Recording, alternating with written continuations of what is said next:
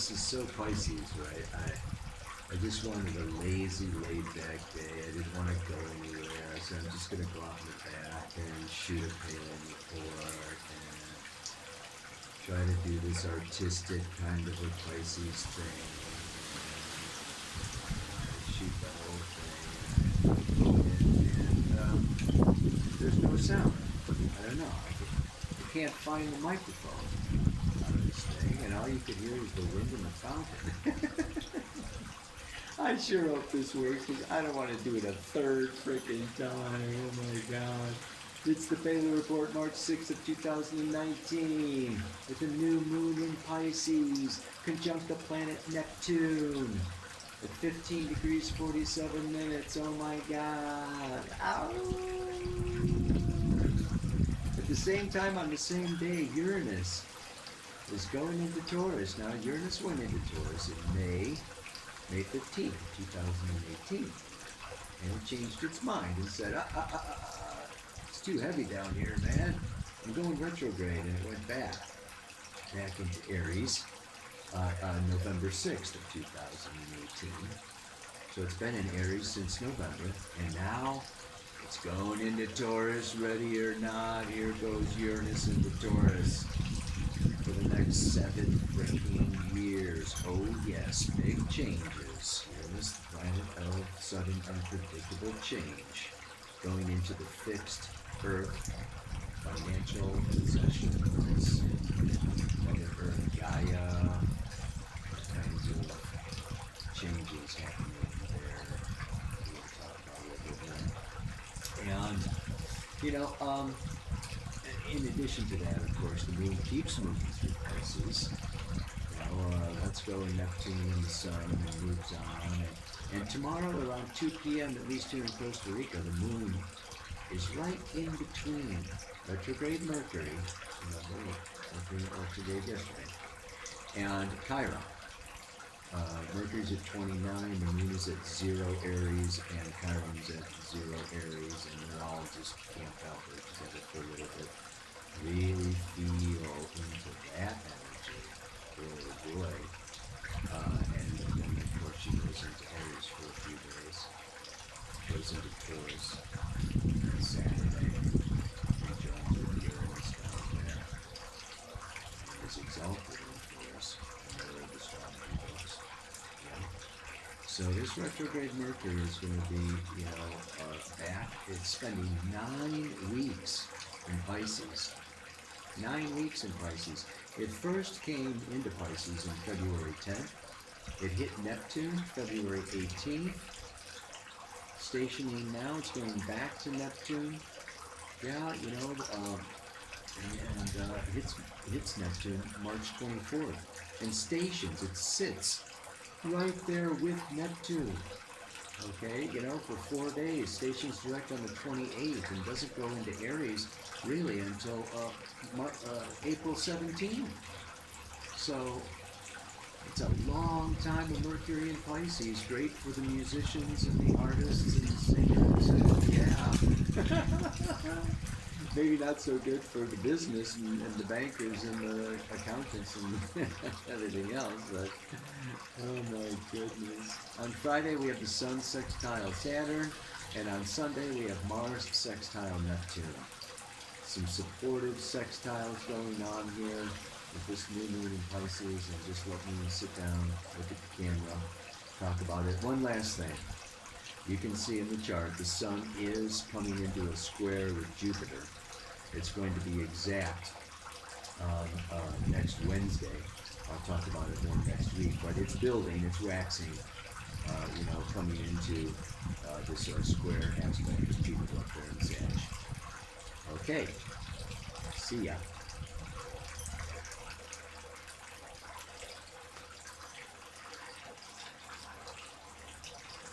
Okay, I guess I just gotta go for it.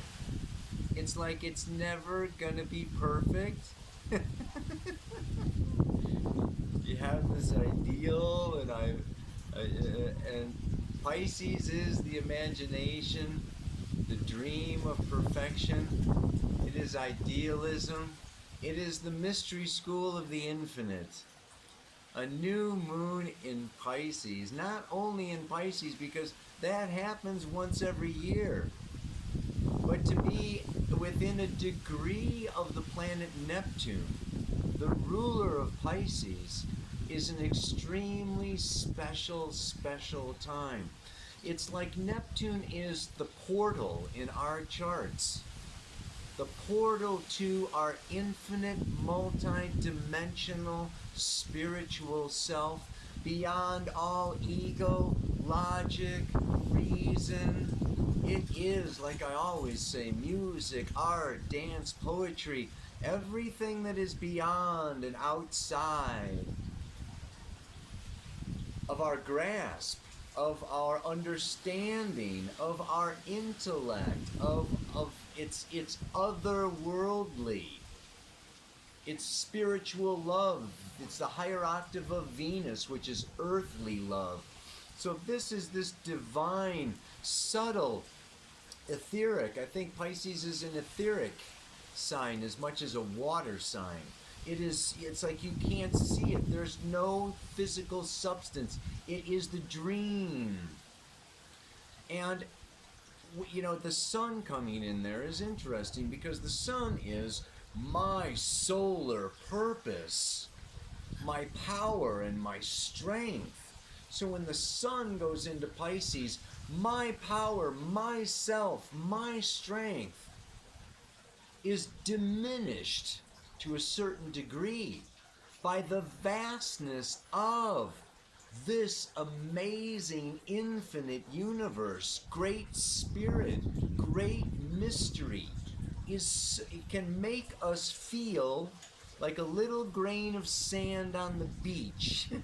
Very humbling, very insignificant, right? Like very, it's the last sign, the 12th house, the 12th sign. So it's about surrendering, releasing, letting go, allowing everything to settle, everything to be. Watch the river flow. Even last week I talked about, the mantra was about, just accepting, right? And, tolerating and having compassion. This is all Pisces energy. But the other thing about Pisces is also that it can be very confusing if we are in our ego, or if we are trying to think, buy something, sign a contract, do business, and then especially Mercury retrograding through Pisces, all I can say is take the week off. Step back. Go to the ashram, go to nature, sit at the foot of a tree, it just really be by the stream, be with yourself. It is the place where we go into, like I say, this portal within ourselves, into opening that heart space to in la kesha la kin. I am another you. This is all a great house of mirrors.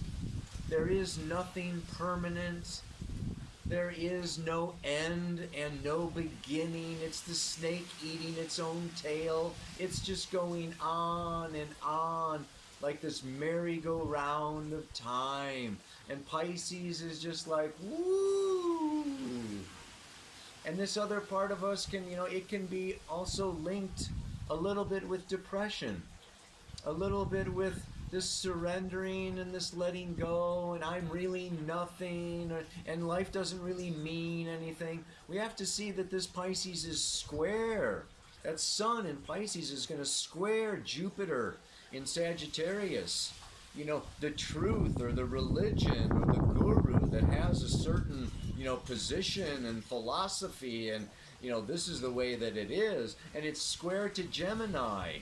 Okay, like let's study and let's learn and let's, do business and, get on the, make our connections and network and, get on the stock market and, make all this thing, all this kind of busy. Pisces is just be. Don't do. be.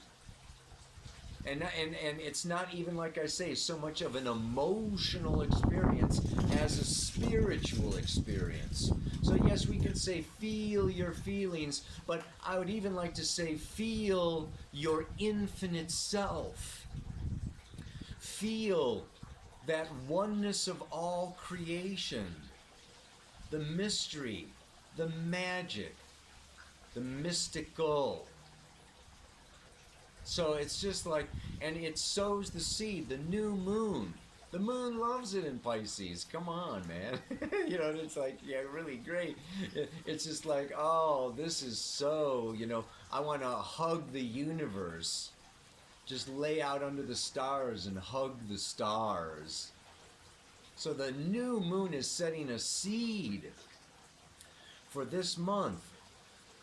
And I encourage us all, this whole month and this whole seed is to maybe really step into opening that crown chakra and just kind of, you know, from a transcendental meditative state of being with the open heart space, feeling into a deeper aspect, portion of what makes us up, what constitutes me and my identity. I am just not my body, I'm not just my feelings, I'm not just my thoughts, I am also my spirit self, Atman, the Buddha, yeah, the Buddhic self, the Atman. This is this multi-dimensional spiritual being. And then to have Uranus moving into Taurus. You know, Uranus takes 85 years to go around, 84 to 85 years. It's going to spend 7 years in Taurus. It is the Promethean light bearer. You know, just think of yourself in a spaceship out in outer space. Uranus is moving so slowly. It actually orbits on its side. It's the only planet that orbits on its side, right?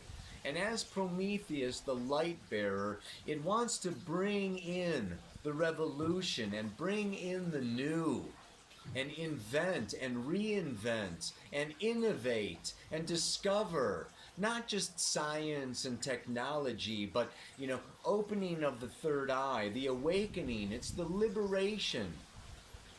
So this coming into Taurus is wanting to liberate. What is Taurus? Our resources. New enlightened ways of working with resources. New enlightened ways of working with Mother Earth. Of protecting, of healing, of integrating ourselves with Mother Earth. And in this, Uranus will come in, and the thing is, Uranus is one of the trans-net planets, right? It's outside Saturn, time and space. Uranus, Neptune, and Pluto, which is one of the reasons I love tropical over Vedic astrology, is we use Uranus, Neptune, and Pluto, and these are the unconscious forces. And these unconscious forces tend to disrupt and disturb are the best laid plans of mice and men, right? You know, we make our plans, the ego makes our plans, the ego explains certain things in certain ways and da-da-da, and this is my job and this is how I survive. Taurus has to do with survival in a physical body on a physical planet, and Uranus is going to be coming in, shaking us up to new, different ways of being, but also, yeah, shaking up our established banking systems, our established jobs and sources of income, and what we've always done just to pay the rent or just to get by. Uranus is stepping in now, and these next 7 years is going to shake it up. It's going to shake it up. It's going to require, it's calling. It's our own unconscious calling us to discover, calling us to invent, calling us to go into, and this works so beautiful with Pisces, right? Because it's like inject the magical mystery into the survival mechanism or our recipe for survival. That we are not just physical beings, that there is magic, there is grace, there is salvation and redemption and all the kind of woo-woo kind of stuff. And, things work. It's like the material world, in a way, is deception. It's Maya. There's so much more going on than meets the eye. Right? I mean, you just go down to the nuclear level, go down to the atomic level, and there's, like 99% space. I mean, even in the most dense rock. I mean, it's an illusion. And Uranus is going to, like, kind of show us over these next, few years, our illusions around what we think makes the world tick, what we think brings us abundance, what we think is financial or physical security, and maybe what we thought was so solid, safe, and secure, okay, and we built our, church upon this rock or whatever, it's like, well, guess what? The rock is shaking. Time to expand that vision. So this is just a wonderful time. It's a wonderful day. It's a wonderful month. Even as that moon comes around to Mercury and Chiron, again, this Chiron has to do with a deeper soul purpose. It's such a wonderful time. And then it goes through Aries and into Taurus. This is like it's a time of like the snake shedding an old skin. Just like really renewing. It's a time of great renewal. And this really begins, like the mantra says today, with contemplating the great mystery of Great Spirit. So let's see if I can get it now. In the still, in the still, silent moments of the deepest, darkest nights, or floating in the water with my eyes closed tight,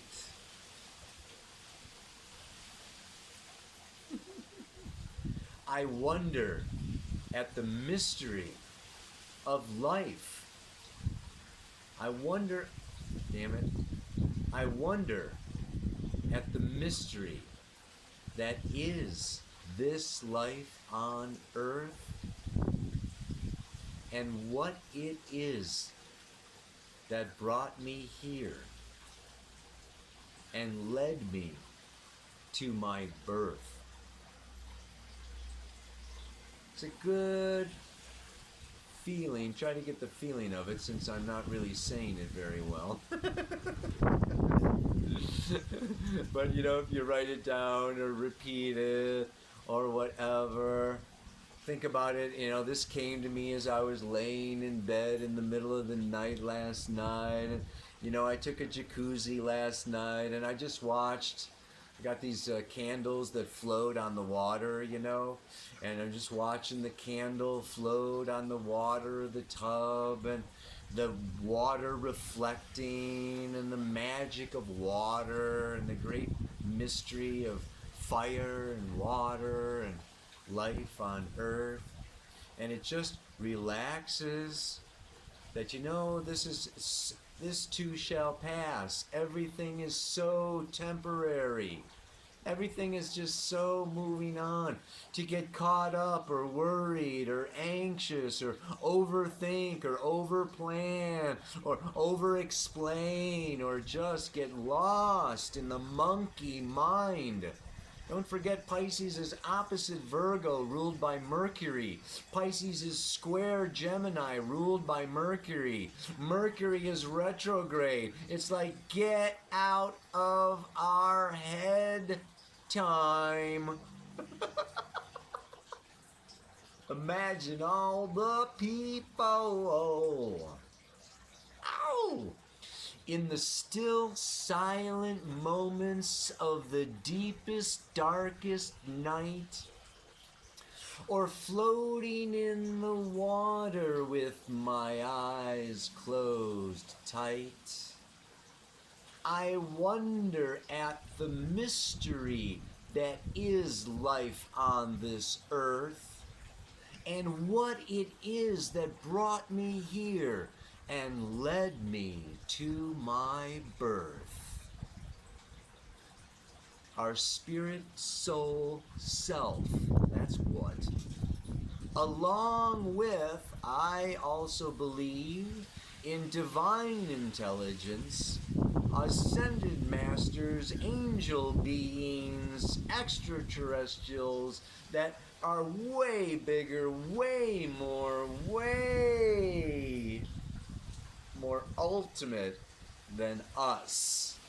And they guide our very powerful unconscious spiritual self and bring us through all of karma loka, through the spheres of each one of the planets. When we die, we go out through the sphere of the moon, Mercury, Venus, and we go out all the way through Pluto. And then when we incarnate, we come back and we pick up all of the stuff from our previous incarnations before we get here. And there are great mechanisms, spiritual mechanisms, that do all this with us, for us, and carry us.